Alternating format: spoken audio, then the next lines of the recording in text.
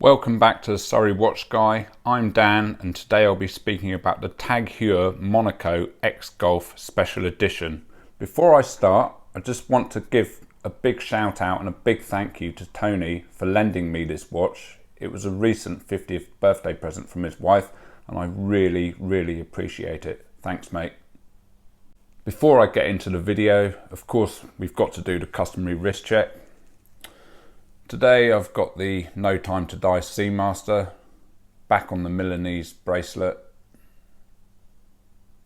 Look at those earthy tones, lovely. The Monaco was first introduced to the world in 1969 to honour the Monaco Grand Prix. The watch immediately stood out from the competition due to its square case first and foremost, but also because it's the first automatic chronograph, nicknamed the Chronomatic. Joint development by Breitling, Heuer, Burin and Duprat-Dupraz. It was used in watches by Heuer, Breitling and Burin under the Caliber 11 nickname. The late Hollywood actor Steve Mcqueen wore a Monaco 1133 in the 1971 film Le Mans. Whilst researching the role, McQueen had a chat with his friend Joe Siffert, who raced cars but was also a spokesman for Gulf Oil and Heuer watches. To keep the film as authentic as possible, McQueen borrowed the now famous racing suit that's covered in Gulf Oil and Heuer logos. McQueen was then offered a brand new B model Caliber 12 Monaco to wear to make the film as authentic as possible. The Monaco line of watches were discontinued in the mid-1970s and Steve McQueen himself died in 1980. However, Tag Heuer kept using stills from the Le Mans film for advertising purposes. In 1998, Tag Heuer did a reissue of the original model in the guise of a limited edition of 5,000 pieces. This watch was called the Monaco CS2 11/1 Heuer re-edition and it sold out very quickly. Then in 2012, the first of two Monacos screen worn by Steve McQueen was sold at auction for US $650,000. And then again in 2020, the other watch also went to auction and sold for US $1,800,000, making it the most expensive Heuer sold to date. Many variations have been released since and the Monaco remains a big part of the current Tag Heuer collection. Tag Heuer have released several versions of the Golf Monaco, but the one I'm talking about today is the most recent, having been released in 2018. The reference is Monaco Golf CAW 211R Caliber 11. As you can see, the case is a perfect square. It measures 39 by 39 millimeters with a lug to lug of 47 millimeters. Its thickness comes in at 15 millimeters, including the domed sapphire crystal and the sapphire caseback, which, considering it's a chronograph, isn't bad at all. The surfaces are a combination of fine brushed and polished areas, which give it a very nice look. The crown is located at 9 o'clock, so when worn on the left wrist, it prevents the time being changed whilst driving. And like most chronographs, the pushers are located on the right hand side in the usual position. The dial maintains the classic Monaco layout with the 30-minute chronograph counter at 9 o'clock and the running seconds at 3 o'clock. The date is situated at 6 o'clock, which gives it a nice symmetrical look. The dial is a sunray brushed blue on one side and on the other is the Gulf colours of blue and orange. Even with all these different colours going on and the colour of the sub-dials and the fact that it's a chronograph, it's still very well done by Tag. They've done a really great job of executing this dial and in person it pops really well. The chronograph counters are coloured white for increased legibility. The Monaco and the vintage Heuer logo at the top of the dial give a really nice classic nod to the past.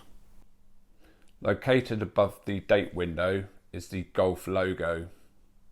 Now, whilst it's noticeable, it's not so large that it ruins the overall dial design. The hands are simple stick affairs, but they do have these little tiny red tips at the end, which go really well with the second hand, which is a lacquered red.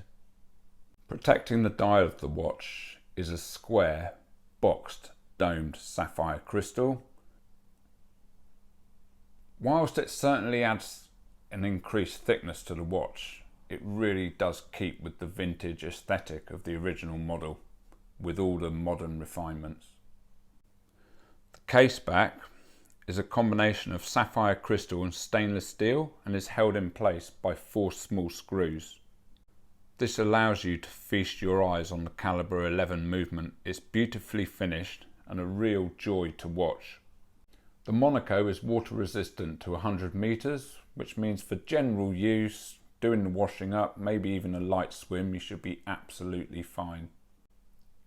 The hands and hour markers on this watch have a little bit of luminescence, and whilst it certainly won't win any competitions, it's nice to have all the same. The strap on this watch is a real beauty. It's a blue leather with contrast orange stitching, very much matching the Golf connection. It's perforated like a classic rally style strap and feels superb quality. It's thicker up near the case and then tapers down more thin towards the deployant clasp. The stainless steel deployant clasp has the classic twin trigger release and has the really lovely vintage Heuer logo. Adjustment, very simple here. There's no holes. You literally just move the clasp like that and then you move it up and down. So micro adjustment is really simple. Once you've got the place you want it, snap it in place and you're good to go. This design and the way it holds the strap is actually new to me. I wasn't familiar with it and it seems to work perfectly well in real life operation.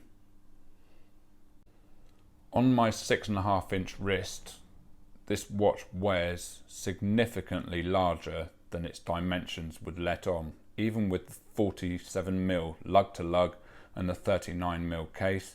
I guess it must be a combination of my wrist shape, which is actually very round, and the fact that the case is square and it's pretty thick.